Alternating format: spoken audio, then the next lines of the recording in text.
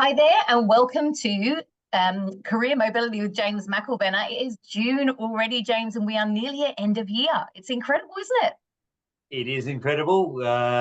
It marches on quicker and quicker, although I'm feeling very relaxed having taken a mid-year holiday to just reset because often this is a time of year where there's actually a lot of resetting going on. I know it was where we left off our last podcast. There's resetting for those that run to the Australian financial year, budgets, assessment of where things are at. And so often that midpoint of the year is a point for reflection, budget setting, a whole range of things going on at the moment, as Yeah. well as resetting, because often a lot of people, the first half of the year, almost half the year is pretty much sped by, and people have felt that the pace of this year has been even more drastic than last year. So I think everyone needs a break from time to time. Absolutely. There's been a lot happening in the market, and we're seeing some interesting things happening. So, I mean, one of the things we're going to talk to today is about learning, because one of the things that I know you're committed to, definitely I'm committed to, and the team are committed to, is that continued learning. Now, you shared recently a really thought-provoking podcast, so I thought it'd be really good to chat about this today, because there are so many things in here that I think can be really valuable to people who are in career transition at the moment. So this particular podcast was the Imperfects podcast that you shared. And in fact, I have the book here. They were actually interviewing James Clear, the Atomic Habits writer. So he's written a number of books, James Clear. This book, I read it back in 2022 when I was actually involved in our corporate social responsibility project. I was actually training for a triathlon. So for me, building those healthy habits, I was actually told about this book by another friend of mine who's a triathlete, and she was like, this is going to really keep you on track, TJ. Love the book. But once I heard this podcast recently, I was like, oh my goodness, this has brought this to life in a whole nother way. And I think there's a lot of really great stuff in here, James, not only for us as, in the business, but also for people who are in transition. So I thought what we might do today is just have a look at some of the key points that sort of came through as I was listening, and your thoughts on how people can really utilize those in their process. Yeah, look, that would be absolutely perfect. And while we deep dive into this one, where you've just started is, before we get into the James Clear podcast, there are plenty of snippets. There are podcasts available to everyone who's in transition through the CRN or through our client resource network. So, the ability to actually, before we get into habit building, just building the habit of, one of our culture commitments is to learn every day.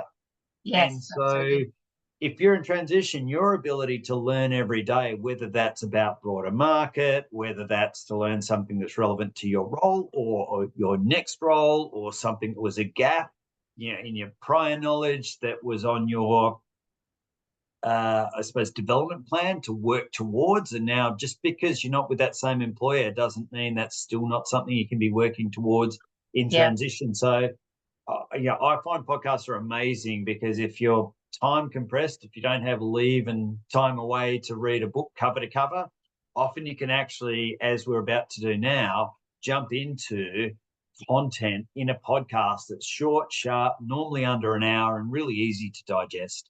Yeah, absolutely. And actually on that, the job bulletin also, there's a number of podcasts in there which talk specifically to career change and support around job search and things like that, as well as kind of what's going on in business today. So jump into there as well. Great resource. And that will actually, the new one's actually about to be published for June.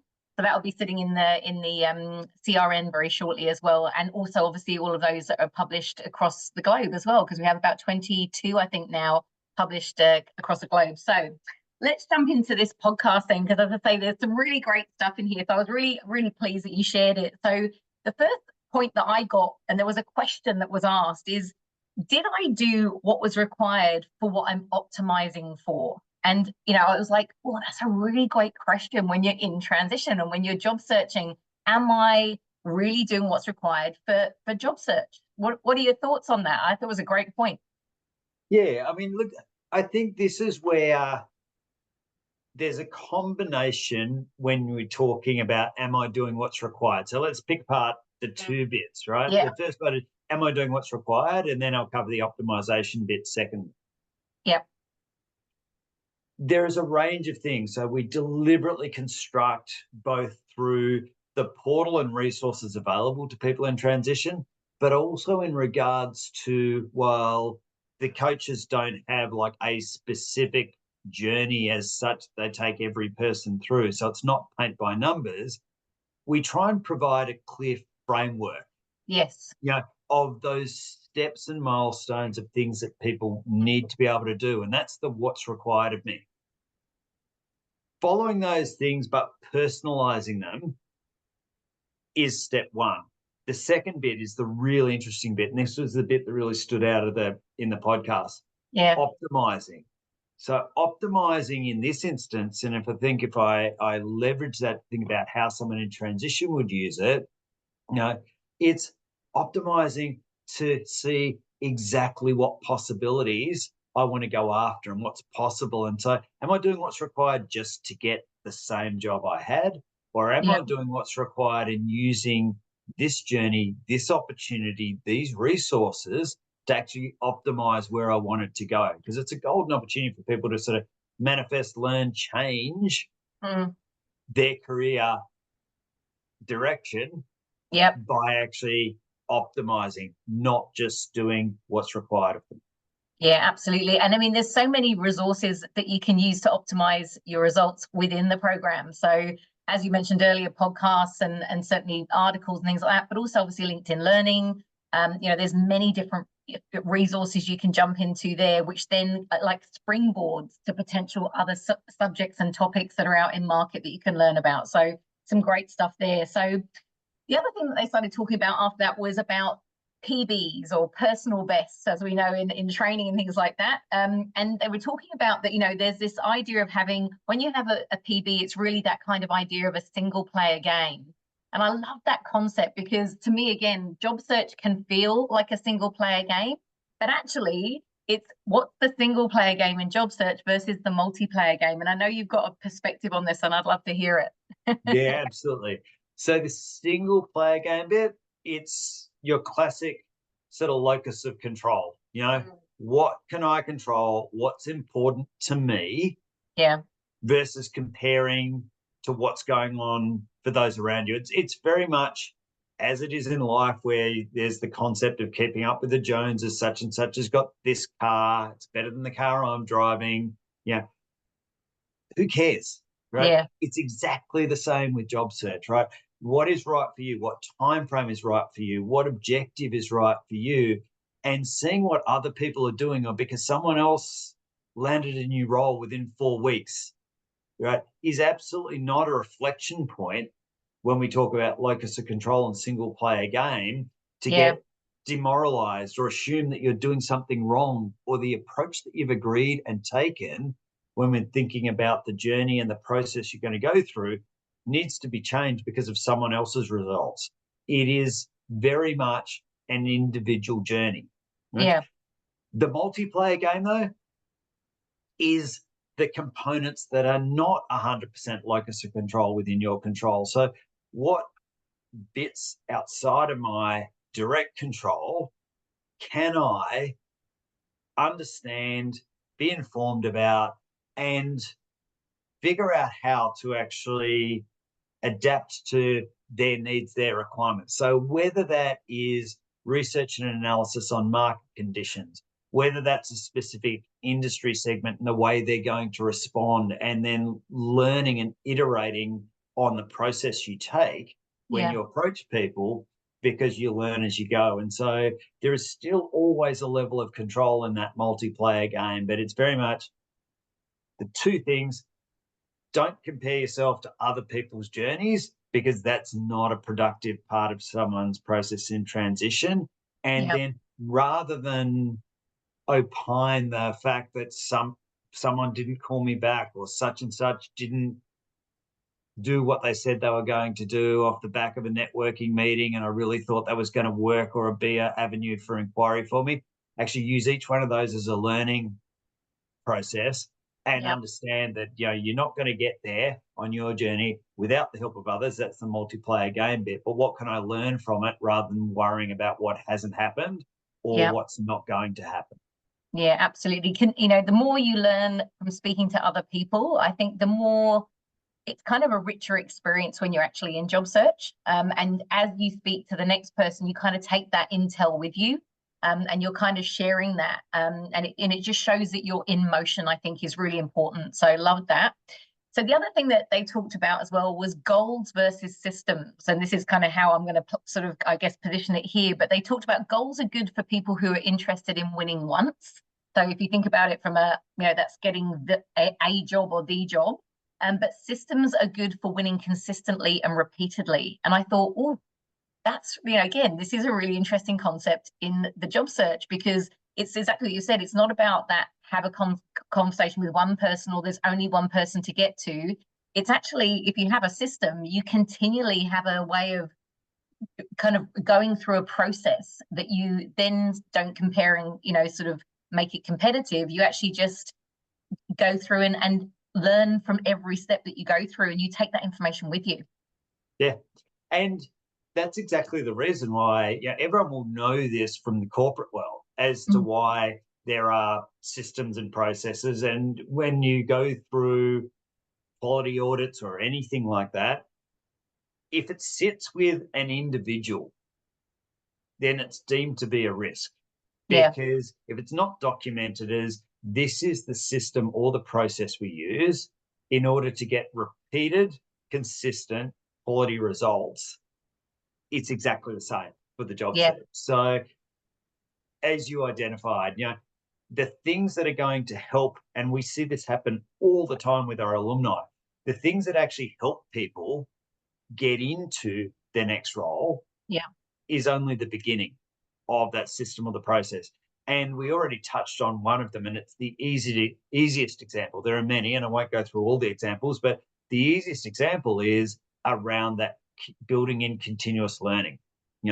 How am I staying ahead when I land that role, when it comes to upskilling component, when it comes to intelligence about the market outside of the organization in which I work? And so a lot of people can actually, once they've achieved the goal of, oh, I'm in my next role now, if you neglect to continue those great systematic habits, it either will make you less successful in that new role, or you are more likely to end up back in a position again where you haven't evolved with the role in the organization and you're back in transition again. So absolutely. Think about my final tip or advice is think about the things you're doing right now. Think about how they form a system and think beyond the immediate goal and how you're going to adopt those things to become, and this is what, the whole idea of atomic habits is, make them habits for good, not to get to a point. I wrote a quote here. It's a system is a collection of habits. A goal is a desired outcome, or what you're shooting for. A system is a collection of habits that you follow. And I guess you could add to that consistently. Brilliant. Absolutely. And the other thing I loved in that bit was they taught that he really went into a lot of detail, and we talked about before, he was asked the question around how, because he's had different iterations of the way he writes, not just books, but the newsletters and everything else. I love that too. I love the part they went into where they were actually talking about, a habit doesn't become a habit by wishing it to be. The answer was always just do something to get started. It's amazing how easy it is to just do one thing, to commit to that first thing. If you're thinking too long term, oh my God, I've got to do this for years now. No, start the habit. Then if it's working for you, adopt it into the system. And then it's a habit that becomes systematic. Yeah, absolutely brilliant. So it says here, can your current habits carry you into your desired future? Good question to ask yourself during your career, your career transition process. And if you have the right system, all you need is time. And I thought that was a really, again, sort of jaw drop moment where I'm like, aha, exactly that. If you consistently do the actions and you consistently speak to people and you consistently, work on your branding and have those conversations, you're on people's radar. things are going to happen. They just have to. Like it's going to happen. It's Yeah. what we feel all the time. And you know what? I mean, this is I'll pick up on that one specifically because of all of the discussions of all the journeys, and I would imagine you've seen exactly the same thing for people in transition.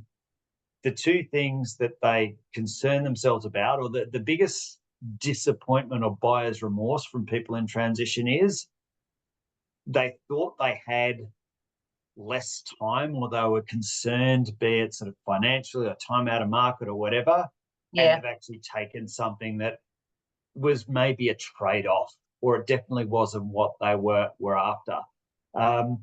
And so that comment about just, yes, follow the system, have trust in the fact that will eventually happen, is absolutely a great point, right? To stick with it. But, and it's a big but, you have to be assessing with coach, with peers, with everyone else, that you have the right system. Because if you're following the system, Yeah. and that system isn't the correct system, it doesn't automatically give you the result you want. So correct system, yes, you can have faith that doing that repeatedly is going to give you the outcome you want.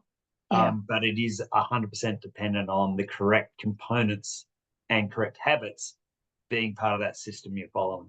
Yeah. And as you said earlier, iterating if you feel like that's not taking you the course that you want to go. It says here, give yourself permission to show up. And I'd say that's such an important part, again, of job search, particularly in this day and age, because we have to be willing to kind of be in the game. It talks about pre-planning procrastination. Obviously, a lot of people have that. So it's like, don't keep planning. At some point, you have to start. So complement your planning with action. And also risk failure. Courage to show up is absolutely where it's at. And demoralization, because almost no one, in fact, I don't think I've ever heard or been involved of a story for someone in transition that didn't require a degree of actually just taking some pretty decent setbacks, and each one of those being a bit of a knock to the ego, and Yep. every single one of those people actually learning resilience and that ability to be able to show up. Now, some people do it more easily than others. But one thing that is an absolute truth in that comment you just made, that the transition process is going to result in a series of no callbacks and a series of Yep. knockbacks and a series of unsuccessful selection processes, in a series of, even if it's like looking at starting your own business, like uncovering things that you hadn't thought of that make it a much higher bar or a higher hurdle. Doesn't matter what the journey is, it almost certainly is going to require that ability to show up again and again and to overcome the knocks and overcome the setbacks. But again, that becomes part of the system. That It does. becomes part of the what habit. How am I going to form a habit about not letting a setback get in the way of continuing on that process? And do I create a habit every time I get a knockback to shake it off and to get Very back to the important. things that I know work? So yeah, I love Yeah. that component of it. Yeah. He also talked about accountability is an accelerant. And again, I was like, ooh, kind of tell me more. And he talked about you have to have intrinsic motivation and interest. And again, this for me was like when you're on purpose and you know what you're really looking for and where you can really add value, you have your own intrinsic motivation because you know what you're heading towards and you know what excites you and the conversations you want to be having. So I thought that was really interesting. And to your point there, I was kind of feeling like you're heading towards that idea of identity.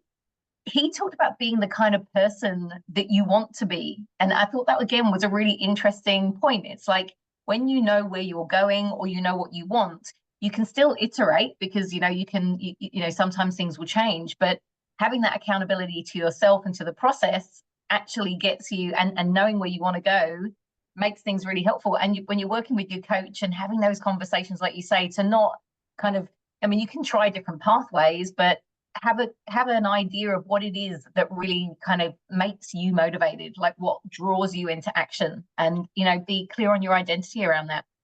Yeah, and it links to the number one thing that I provide by way of advice when people are actually going through a challenging part of this process, right? Yeah. Anything that you need to do in a process that is inauthentic to yourself and your goals and your objectives can result in a false positive. And let me explain a little bit further. So Okay. if you feel like you need to amend your responses or anything you're doing just to impress a particular future employer, Yeah. you may get the job, but you are almost certainly going to deal Mhm. with some level of conflict between your goals, your values, and the outcomes you were actually hoping for Yeah. versus what the employer expects. And that's because no one else was responsible for adapting the process or what was said in that process than Mm. you as the individual. So you're better off not getting a job. You're better off walking away from a process than having Yeah. to adapt or to flex too greatly on the things that matter and are truly important to you. There's minor Yeah. flexes and there's major flexes.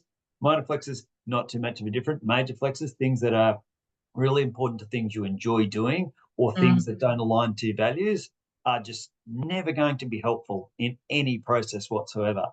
And Yeah. then, funnily enough, because you started that on accountability, Mm. funny how when you listen to a podcast, it leads to other podcasts. So, off the back of this podcast, it actually led me on to another podcast I listened to immediately afterwards.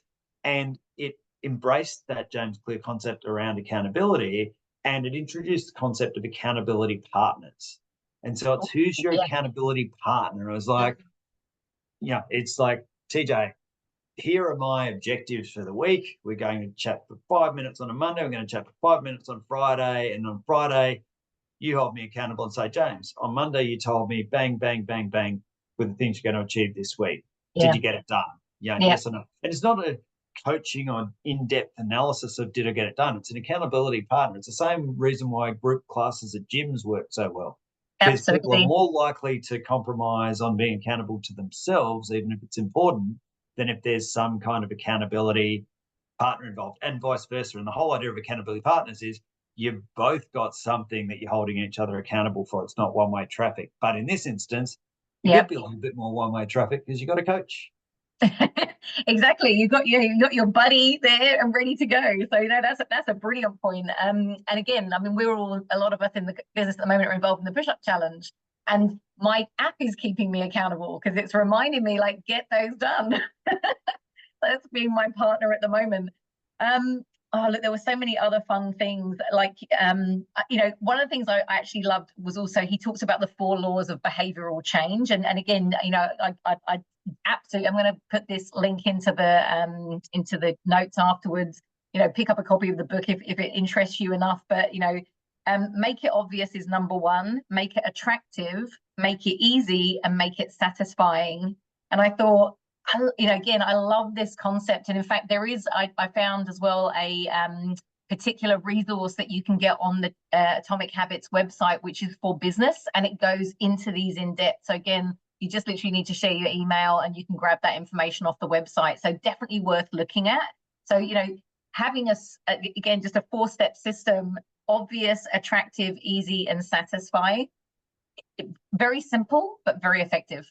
Absolutely. And he used the obvious, attractive, easy, satisfying as if it doesn't meet those 4 criteria, then rethink about whether it's a habit that you want to go ahead with. Yeah. It's really simple. We do it in regards to decisions we make from a business perspective when we're bidding on who we would like to work with, and we have go, no-go decisions, right? That is a perfect formula for a go, no-go as to whether it's a habit worth pursuing. And it's a perfect example linking to what we we're saying earlier about are you following the right system? So which habits form your system? How do you know whether a habit's worth even being part of your system? It's such a brilliant tool to be able to use. Yeah, perfect stuff. Well, look, is there anything else you'd like to wrap up with from that one? Because again, it was your share, and it was absolute gold. There's so much in there. I definitely highly recommend people listening to it. No, look, I think as we mentioned at the top of the call, one, it's make sure we've just shared one because we thought it was great, practical example, really useful for people in transition. Yeah. But choose your own adventure when it comes to what you're going to Always. what you're going to consume, and one will lead Yeah. on to others. And if you find a thread or a presenter that you particularly like, there's a lot to be learned, and that in and of itself, as a habit that meets the criteria, is pretty easy. Yeah. And I mean, to you know, inject into your day or your routine. So I think that's absolutely number one. And also too, I'd love to hear, as we always do, hear people's thoughts, comments, if there's anything that they want us to delve into more deeply from whether it's this or any other podcast. Please share as feedback if there are podcasts that you've particularly enjoyed or found useful, particularly relating to this audience. So for those people who are in transition, I'd love to see it. I'll commit to listening to it. We could feature it in a future episode. Yeah, absolutely. That was going to be my other point, was like sharing. It's like, you know, the reason why we wanted to share this today is because it got us quite fired up.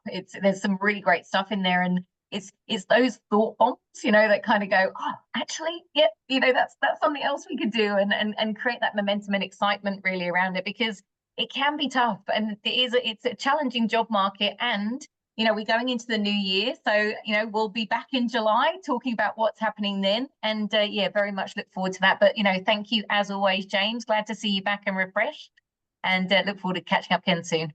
Brilliant. Thank you so much, TJ. Awesome. Have a wonderful day. You too.